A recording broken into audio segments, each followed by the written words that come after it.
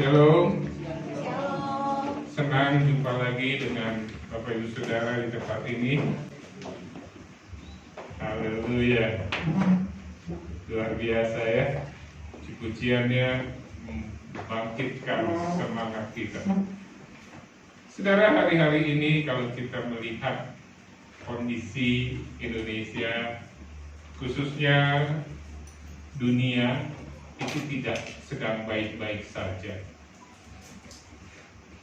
COVID, bersyukur kita, puji Tuhan, sudah tidak lagi menjadi satu pandemi yang mengerikan dibandingkan dengan awal pada waktu terjadi penyebarannya 2019 Desember pertama kali ditemukan di Wuhan, kemudian menyebar begitu cepat ya di Indonesia. Maret diumumkan oleh Pak Jokowi bersama dengan Menteri Kesehatan pada waktu itu, tanggal 2 Maret 2020 ada 2 orang yang suspek yang kena, yang negatif atau positif? Positif ya. Yang positif itu kan sebenarnya bagus ya. Iya kan? Iya kan? Maaf, kalau suami istri sudah menikah, mereka kemudian pada beberapa waktu lalu waktu dites istrinya positif, senang banget kan? Tapi kalau begitu mendengar positif kena COVID, serem ya, serem. Tapi sudah mulai sekarang kita lihat, kita mendapatkan pemberitaan itu sudah semakin membaik. Tapi perang Ukraina dengan Rusia ini sangat berdampak. Ya, puji Tuhan di Indonesia tidak begitu kerasa. Tapi negara-negara Eropa, Jerman, Prancis, Inggris, waduh, mereka benar-benar terdampak. Hari-hari ini mereka sedang mengalami yang namanya resesi. Inggris yang dulunya makmur, yang dulunya jaya, hari ini banyak yang homeless. Belum lagi Amerika. Karena apa? Karena begitu terkaitnya mereka dengan suplai yang dari Ukraina dan dari Rusia. Gandum. Kita makan gandum atau makan beras, nasi. Beras dimakan ya? Kita makan nasi ya, nasi itu dari beras. Kita bersyukur. Kita nggak begitu terpengaruh dengan gandum. Tapi ada juga akibatnya sih sebenarnya, karena gandum itu untuk buat apa? Roti. Terus buat apa lagi? Mie. Makanya kalau Anda perhatikan, Bapak Ibu Saudara, sekarang kalau beli Indomie, perhatikan gramnya. Dulu itu 90 gram misalnya ya, harganya nggak naik, sekarang tinggal 70 gram. Bayangkan kalau satu bungkus dikurangi sekian, itu berapa juta bungkus, puluhan juta bungkus. Naik sih nggak harganya, ya. Dan inilah yang sedang terjadi. Dan kalau kita perhatikan lagi di Indonesia, khususnya tahun 2024 Februari tanggal 14, itu adalah sebuah peristiwa yang nanti akan menentukan Indonesia 5 tahun ke depan. Makanya banyak pengusaha, banyak yang orang-orang mau investasi, itu mereka menunggu. Memang sekarang ada 3 kandidat yang selalu dipublikasikan gitu ya. Ada ini, ada itu gitu kan. Udah tahu semua, jadi rahasia umum, enggak juga. Nah, ke depan kalau kita khususnya dan seluruh rakyat Indonesia itu salah pilih, maka 5 tahun ke depan kita akan mundur. Saya tidak sedang kampanye ya, saya tidak sedang jadi relawan dari si A, si B, si C ya, enggak. Tapi mari kita lihat. Dan ternyata Bapak Ibu Saudara, kalau hal-hal hal ini terjadi dalam hidup kita, apa yang harus kita lakukan? Saya sering ketika diizinkan Tuhan untuk menyampaikan firman Tuhan di tempat ini, menyatakan bahwa tidak ada seorang pun di dunia ini yang tidak mengalami masalah. Konglomerat ada masalah nggak? Ada. Hah? Masa? Duitnya segudang loh. Takut hilang tapinya. Oh gitu ya. Orang pinter punya masalah nggak? Semua. Kalau nggak punya masalah itu di mana? Hah? Di Tanah Cepet. Tanah Gocap sekarang ya. Tanah Gocap masih ada? Masih. Oh, yang banyak mah di Sela Pajang ya. Sela apa? Sela Pajang, bukan panjang. Apa bedanya panjang sama panjang? Panjang itu panjang. Kalau panjang itu mungkin dipajang gitu ya. Enggak. Ya, mama saya juga bisa dikebumikan, dimakamkan. Maaf. Ini bercandaan aja ya. Mereka yang dikebumikan di sana itu ya, yang dimakamkan di sana itu tiap hari melihat pesawat. Enggak lah, kita menggaya. Iya kan? Pesawatnya ya. Kalau di sana sudah selesai. Tapi ketika kita masih di dalam dunia ini, ada masalah. Persoalannya bukan masalahnya. Persoalannya bagaimana cara kita menyikapinya. Bagaimana cara kita untuk berbuat sesuatu. Mari kita baca lebih dahulu 2 Raja-Raja pasalnya yang keempat. Kita akan belajar sesuatu dari kisah ini. 2 Raja-Raja pasalnya 4 ayat 1 sampai dengan ayat ke-7. Saya baca ayatnya yang pertama, jemaat yang dikasihi Tuhan baca ayat kedua, kita bergantian baca ya. Lembaga Alkitab Indonesia memberi perikop, memberi judul minyak seorang janda. Ayat pertama, salah seorang dari istri-istri para nabi mengadukan halnya kepada Elisa sambil berseru, hambamu suamiku sudah mati, dan engkau ini tahu bahwa hambamu itu takut akan Tuhan.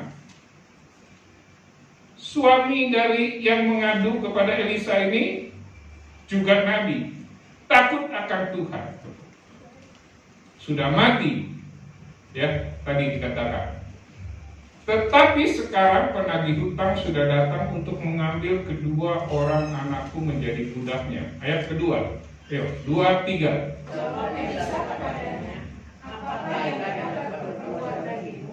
Beritahukanlah padaku apa-apa yang kau inginkan. Berkatalah perempuan itu, hamba ini tidak punya sesuatu apa-apa kecuali sebuah batu berisinya. Lalu berkatalah Elisa, pergilah, mintalah bejana-bejana dari luar daripada segala tetanggamu bejana-bejana kosong, tetapi jangan terlalu sedikit. Ayat 4, 2, 3.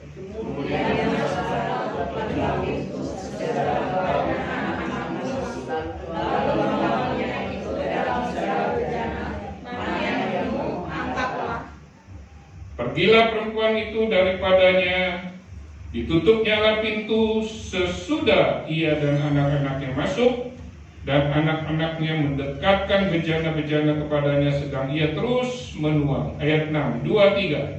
Ketika bejana-bejana sudah penuh, berkatalah perempuan itu kepadanya, dekatkanlah kepadaku sesuatu bejana lagi. Katalah kepada ibunya, tidak ada bejana. Lalu berbicara Ayat 7 kita baca sama-sama ya. 2, 3. Kemudian pergilah perempuan itu memberitahukannya kepada abdi Allah, dan orang ini berkata, pergilah, jualah minyak itu, bayarlah hutangmu, dan hiduplah dari lebihnya engkau serta anak-anak. Jemaat yang dikasihi Tuhan, setiap manusia, apakah dia sangat kaya, tidak kaya, apakah dia sangat pintar, tidak pintar, sederhana dan sebagainya. Ketika mengalami masalah, ketika mengalami kesulitan, ketika mengalami kesesatan, ketika mengalami pergumulan, maka yang diperlukan apa? Yang diperlukan apa? Pertolongan. Betul kan? Ya kan? Ketika kita menghadapi masalah, apapun masalahnya, kita perlu apa? Pertolongan. Semakin besar masalahnya, semakin besar harapan kita akan pertolongan itu. Iya apa iya? Iya. Kalau masalahnya 1 kilo dengan masalahnya 100 kilo, beda. Doanya juga beda. Kalau masalahnya 1 kilo, buat doanya mungkin ya.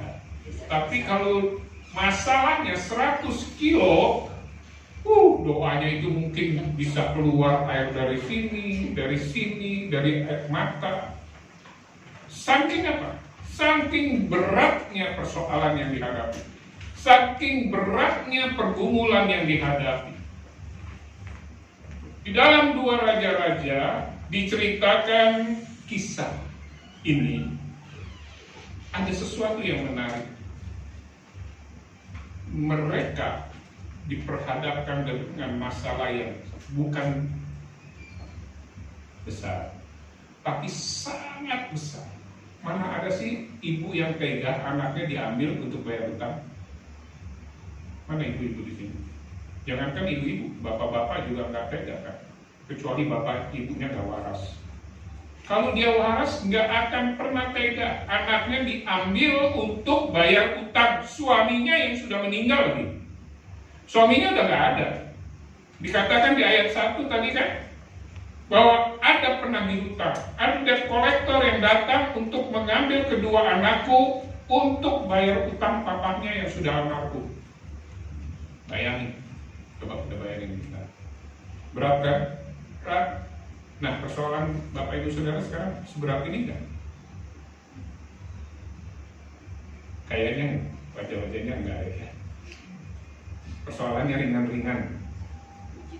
Begitu kan. Nah, bagaimana agar kita bisa mengalami pertolongan Tuhan? Bagaimana kita bisa mengalami mujizat yang dari Tuhan? Kita belajar dari ibu janda ini.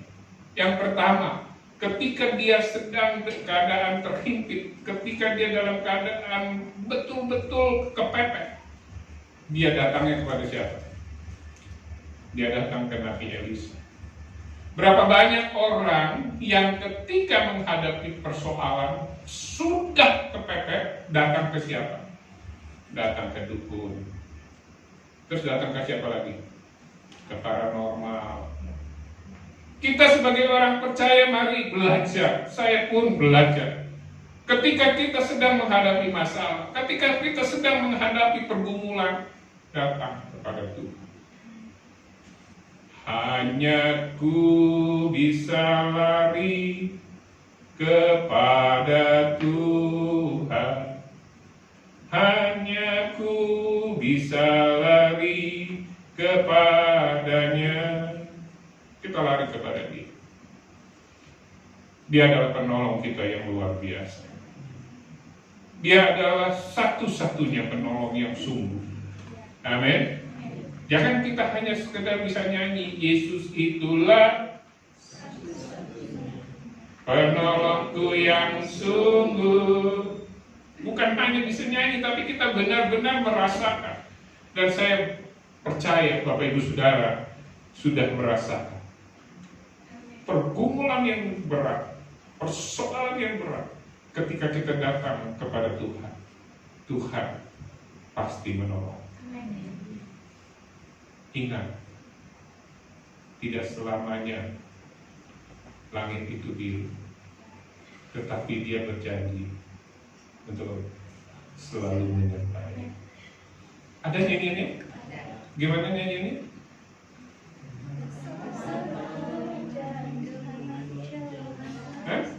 Ayo. Tuhan tak pernah janji langit selalu biru, tetapi Dia ini selalu menyertai. Ya, amin. Dia selalu menyertai. Dia rela mati di atas kayu salib. Dia rela menyerahkan nyawanya. Bayangkan, masakan dia kan mau menolong kita. Sepanjang masalah itu bukan kita buat-buat, ya. Masalah yang dibuat-buat seperti apa? Pinjol. Orang lagi lewat ditonjok, nah ya kan? Itu masalahnya. Masalah bukan? Masalah. Tapi siapa yang buat? Dia. Oh, dia bilang, aku mau melihat pertolongan Tuhan. Coba aku pukul dia. Terus, apa yang terjadi? Pukul lagi. Oh, dipukul lagi ya? Oh. Diperkarakan, masuk ke kantor polisi. Kenapa? Karena dia yang buat ulah. Orang lagi lewat nggak apa-apa, kenal juga enggak, dipukul. Itu namanya masalah dicari, dibuat-buat. Tapi kalau masalah itu Tuhan izinkan terjadi, bukan karena kita buat-buat, ya. Kita sudah baik-baik, kita sudah dagang, usaha, bekerja dengan baik, lalu ada sesuatu, dagangnya menurun omsetnya, pekerjaannya, maaf, kita di PHK, itu seizin Tuhan. Kecuali kita di PHK karena ngambil duit perusahaan, nah itu cari-cari sendiri. Nah kalau yang kita tidak lakukan dan itu adalah sesuatu yang benar-benar terjadi, Tuhan pasti tolong. Tuhan pasti tolong. Ketika Daud menghadapi masalah yang besar sekali, apa masalahnya? Dia mau dibunuh oleh anak sendiri. Diceritakan bagaimana Absalom anaknya itu mau merebut tahtanya Daud, mau menggantikan Daud sebagai raja. Ayat mana yang tidak terpukul? Tapi apa yang Daud bilang? Aku melayangkan mataku ke gunung-gunung.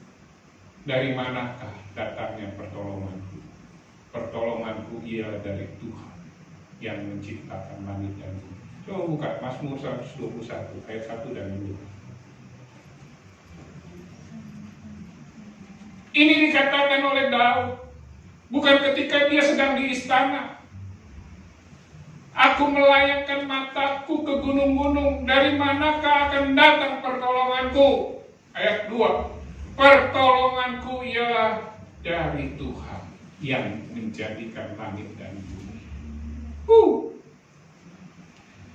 Daud kurang apa? Raja, pasukannya banyak, uangnya banyak, ya harta lah ya. Lalu kedudukannya juga baik, tapi ketika dia sedang Tuhan izinkan menghadapi masalah besar, di mana dia harus melarikan diri dari istana. Karena apa? Karena anaknya yang kurang asem itu ya, namanya Absalom itu. Dia mau merebut tahtanya Daud. Daud bilang, aku melayangkan mataku ke gunung-gunung.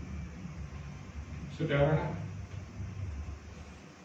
dia melihat gunung-gunung, tapi luar biasa. Ayat kedua dia bilang, pertolonganku ialah dari Tuhan yang menjadikan langit dan bumi. Pertolongan Bapak Ibu Saudara siapa? Tuhan atau langit atau gunung-gunung? Maaf, ada etnis ya. Kita Chinese, Tionghoa, Sumboren, itu yang belum kenal Tuhan. Biasanya datang ke gunung mana? Tapi kok tahu? Gunung Kawi, terus gunung mana lagi? Gunung mana? Dulu. Gunung Dieng, Gunung Sindur. Gunung Sindur yang dekat ya.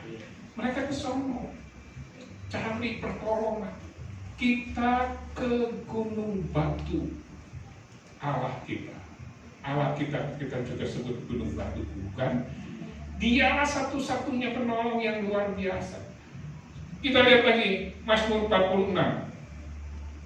Mazmur 46 ayat 2 sampai 4.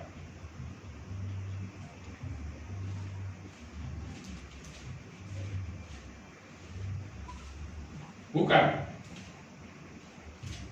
Mazmur 46 ayat 2.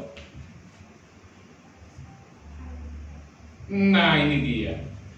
Allah itu bagi kita tempat perlindungan dan kekuatan, sebagai penolong.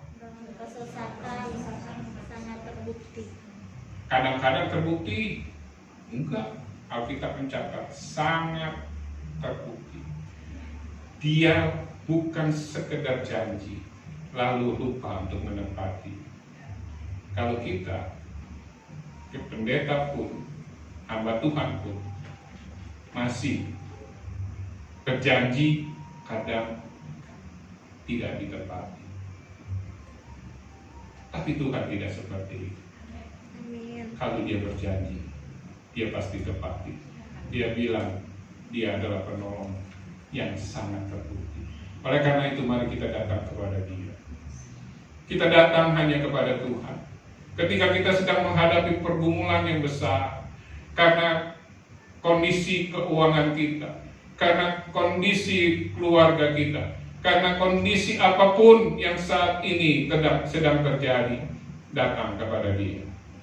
Datang hanya kepada Tuhan.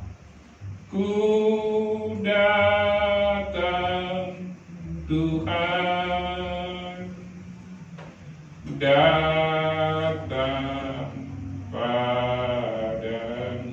Oh, ini nyanyian. Ini nggak tahu kali ya. Ini zaman generasi Gen Z, ya. Itu bukan Gen Z. Gen apa? Genjot. Ya. Jadi udah lama itu, tahun berapa itu ya? Lagu sekarang beda-beda ya. Tapi tidak apa-apa. Kita datang kepada Tuhan. Ini yang pertama, saudara. Jadi ketika kita sedang menghadapi masalah, jangan lari kepada siapa-siapa, tapi kita lari kepada Tuhan. Kita belajar dari ibu janda ini. Waktu dia ada masalah di mana dia harus membayar utang dari suaminya yang sudah meninggal. Kalau tidak, anaknya akan dijadikan budak. Dia datang kepada Nabi Elisa. Nah, Nabi Elisa ini sebagai representatif dari Allah. Sekarang kita nggak perlu. Kalau zaman dulu, zaman perjanjian lama, orang kalau mau datang kepada Allah lewat Nabi. Tapi ketika Yesus disalib, tabir bait Allah terbelah, kita sekarang sudah boleh datang kepada Tuhan. Datang aja di kamar. Kita berlutut, nangis, menyembah. Nggak perlu ke gembala, nggak harus maksudnya, nggak harus. Kesian gembala saudara, putih ntar rambutnya lebih lagi. Ya, bayangin kalau semua datangnya ke gembala, bukan nggak boleh, tapi mari lebih baik kita datang kepada Tuhan. Nggak ada istimewanya gembala. Ketika kita berdoa sama. Sebagai jemaat, sebagai orang apapun, ketika kita mau datang kepada Tuhan dengan sungguh-sungguh. Saya kagum melihat saudara-saudara kita orang Muslim. Kagum banget. Mereka kalau berdoa itu khusyuk gitu ya. Kayaknya ngobrol sama Tuhan gitu ya. Ya Allah, aku begini ya. Dia ngeliat kiri, ngeliat kanan. Kita ngeliat kiri kanan nggak? Ngeliat kemana? Oh ya, itu kita tetap harus hormati. Mereka begitu khusyuk. Mari kita coba. Ketika masalah diizinkan oleh Tuhan, kita mau tetap datang kepada Dia. Amin. Yesus pernah bilang gini, marilah kepadaku, hai kamu yang letih lesu dan berbeban berat. Ya, coba lihat ayatnya di mana? Ayo, siapa yang tahu? Matius pasal 11 ayat 28. Matius pasal 11 ayat 28. Nah, marilah kepadaku semua yang letih lesu dan berbeban berat. Aku akan memberi kelegaan kepada. Jadi datang kepada dia. Yang kedua, kita belajar dari ibu janda ini. Dari ayatnya yang kedua. Ayat kedua bilang begini.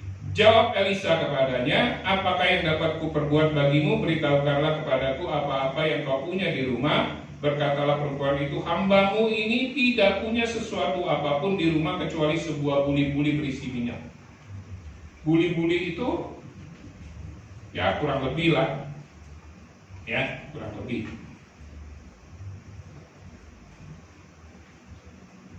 satu buli-buli itu isinya sedikit.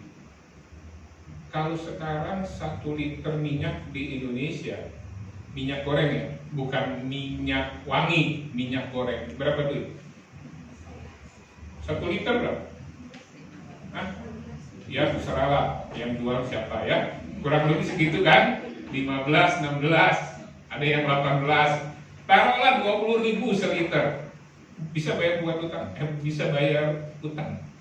Buat bayar utang bisa? 20.000 bayar utang. Kira-kira ibu janda ini suaminya utangnya kecil apa gede? Gede. Kok tahu? Anaknya mau dijual. Anaknya mau dijual, bukan mau dijual, diambil ya. Diambil untuk dijadikan budak. Nggak mungkin cuma ngutang 10.000, anaknya mau diambil. Ini gede, walaupun Alkitab tidak mencatat seberapa besarnya. Lah, lewat ini minyak, makanya si ibu janda ini bilang, aku nggak punya apa-apa. Cuma apa?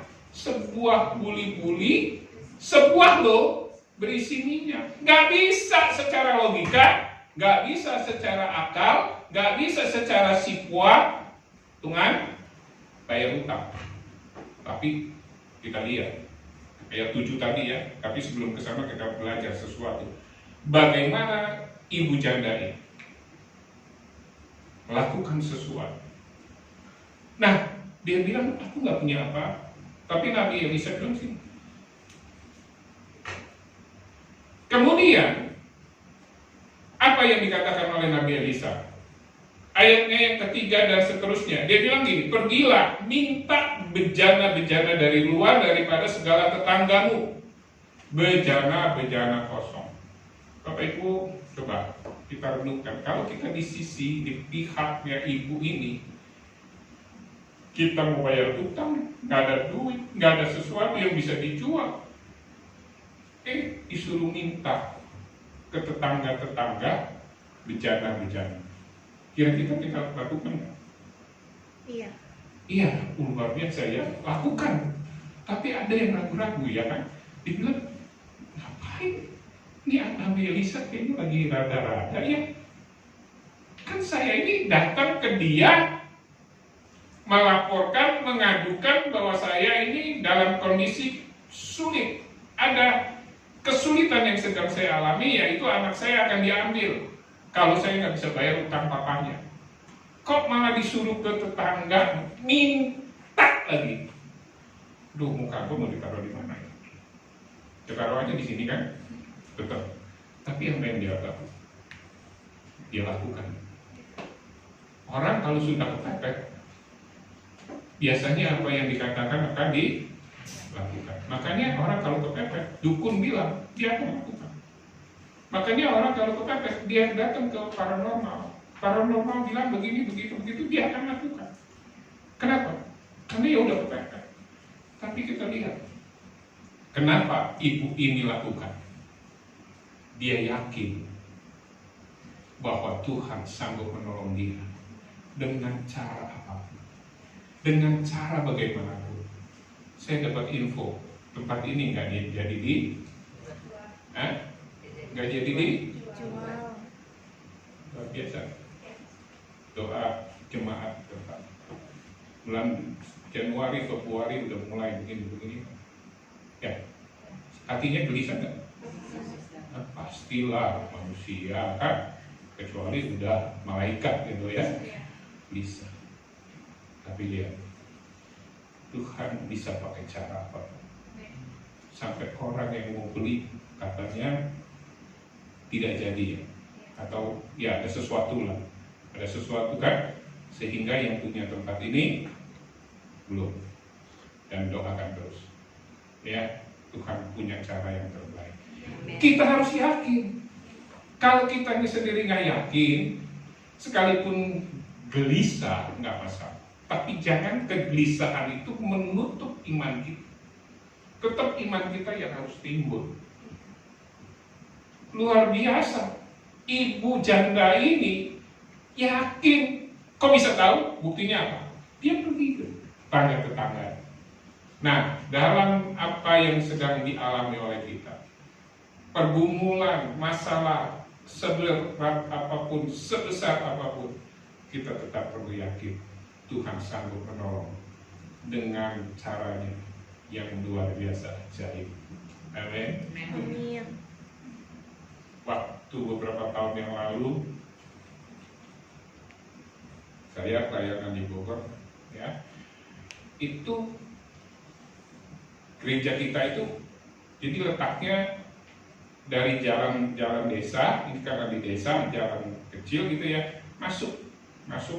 Jadi di dalam itu, ini dari jalan desa ini, jalan gang lah istilahnya, masuk itu kurang lebih 70 meteran, ya. Jadi kita beli tanah ke warga, kita bikin jalan sendiri. Nah di sini di depan tanah gereja ada tanah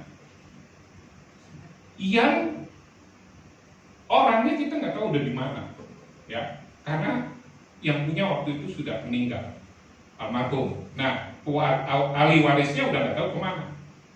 Itu tanah kurang lebih 1.300 meter kurang lebih, ya. Yang kita punya di belakang itu ada kurang lebih 1.700 meter. Ini beberapa tahun yang lalu telepon istrinya sebagai ahli warisnya. Dia telepon ke salah satu pengurus, bilang ada gereja. Singkat cerita, kita kontek-kontekan. Saya kontek-kontekan sama ibu ini. Ibu ini maaf, dulunya Buddha. Tapi ketika dia pindah ke kota yang kita sekarang ini, dia terima Tuhan Yesus.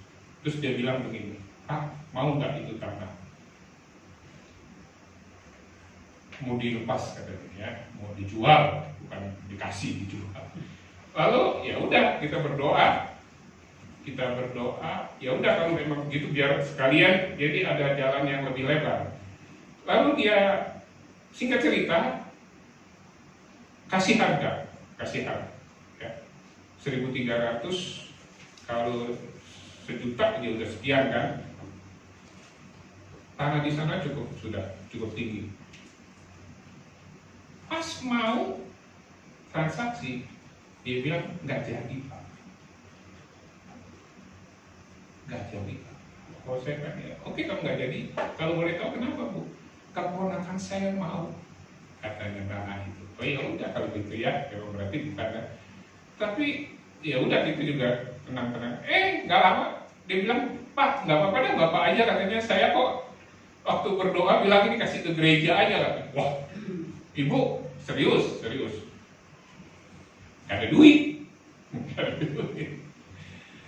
Ya udah gak ada duit. Apa yang terjadi? Saya mau coba pinjam sama kamu. Saya punya rumah di sini kan ya. Dulu punya rumah di sini. Bu Nomi tahu ya. Punya rumah di sini di apa namanya itu? Puri Dewataan.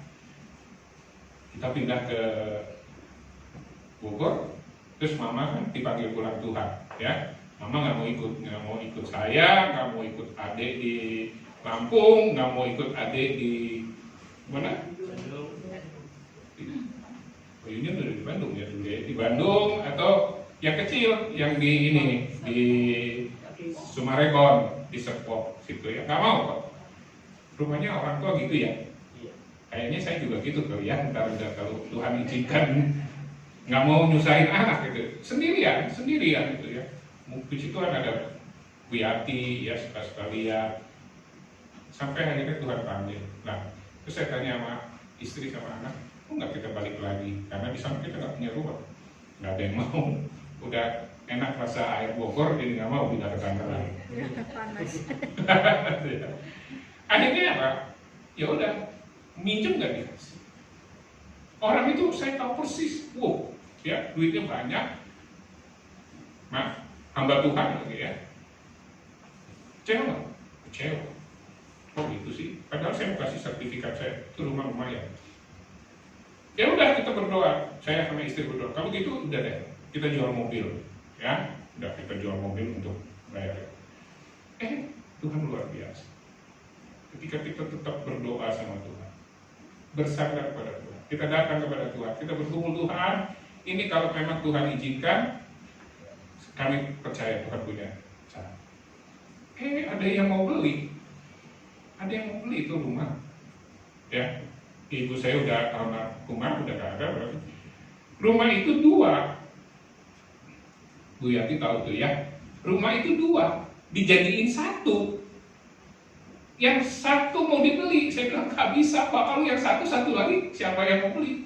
Dia cari orang, temannya mau, jadi dua-duanya dijual.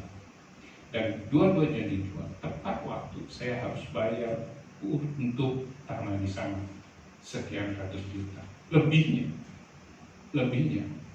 puji Tuhan, bisa diberikan rumah di Bogor. Di sini rumah 240 meter persegi, 2 ya.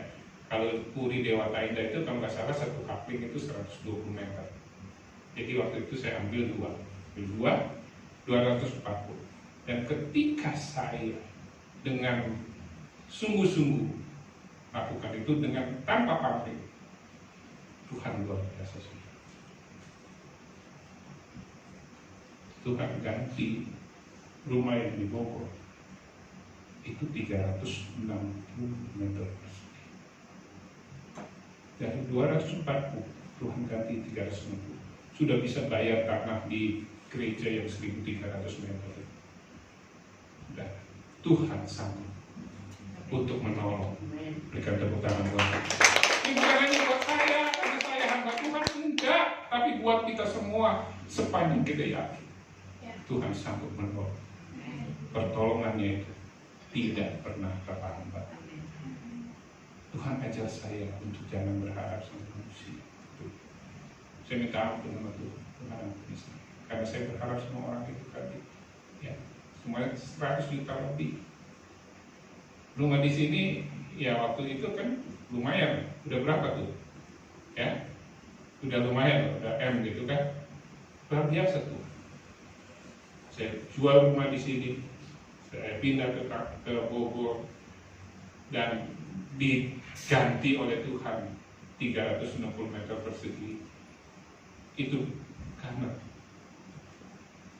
kita sungguh-sungguh percaya Tuhan pasti tolong. Dan ini bukan hanya untuk pendeta, ini untuk kita semua. Amin. Karena di Alkitab tidak disebutkan, khusus untuk pendeta, privilege, doanya lewat jalan tol. Sama, katakan kiri kanan, sama. Apa masalahmu? Sama Tuhan kita. Tuhan tetap sanggup menolong. Lalu berikutnya, saudara, bagaimana perempuan atau ibu janda ini bisa mengalami pertolongan Tuhan? Bagaimana mujizat terjadi? Yang ketiga, dia taat. Waktu dia disuruh oleh Nabi Elisa untuk pergi ke tetangga-tetangganya untuk apa? Minta bejana, ayat 3 ya. Minta, tuh mana? Tuh, ada tulisan minta kan? Mintalah bejana-bejana dari luar daripada segala tetanggamu. Dia lakukan. Mujizat sudah terjadi? Mujizat sudah terjadi? Belum. Pertolongan sudah terjadi? Belum. Iman adalah dasar dari segala sesuatu yang kita harapkan, dan bukti dari segala sesuatu yang tidak kita lihat. Belum kita lihat. Makanya tadi pujian tadi, aduh luar biasa sekali. Kita percaya bukan karena melihat, tapi kita percaya karena kita punya iman kepada Dia.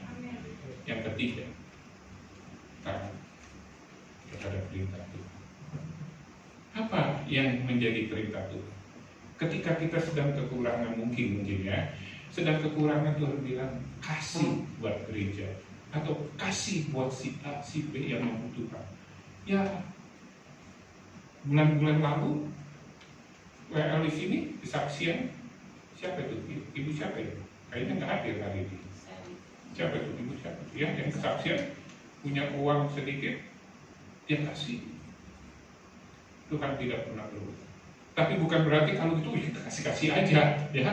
Kita juga perlu tahu apa yang Tuhan mau agar kita lakukan.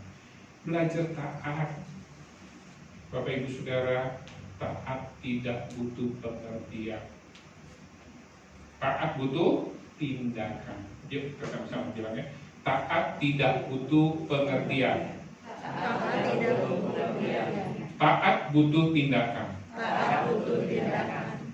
Papa mama, ayah ibu, anaknya 3 atau 4 atau 5 atau 10 terserah lah ya, tapi 3 aja lah ya. Ya 3. Sayang semua nggak? Sayang nggak? Sayang, benar. Ada yang paling disayang nggak? Siapa? Yang paling bandel? Yang paling baik. Yang suka bantah? Yang kalau dalam tanda kutip disuruh nggak pernah mau? Itu yang disayang? Hah? Masa? Yang disayang yang mana?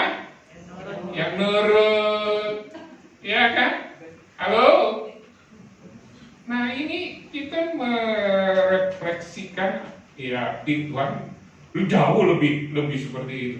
Kita aja yang manusia ini, kalau kita lihat anak kita yang nurut, yang taat, yang ya. Walaupun di mulut kita kalau ditanya orang, kamu punya anak berapa? 3. Kamu sayang semua? Oh, iya sayang semua. Tapi prakteknya adalah 1, 2, 3 atau berapa? Ya, nurut. Boleh tolong bilang kiri kanan. Nurut sama perintah Tuhan. Kalau ada orang yang menyakiti kita, ada orang yang sudah membuat kita dalam tanda kutip sakit hati, Tuhan bilang ampuni. Tuhan, mana bisa saya ngampuni?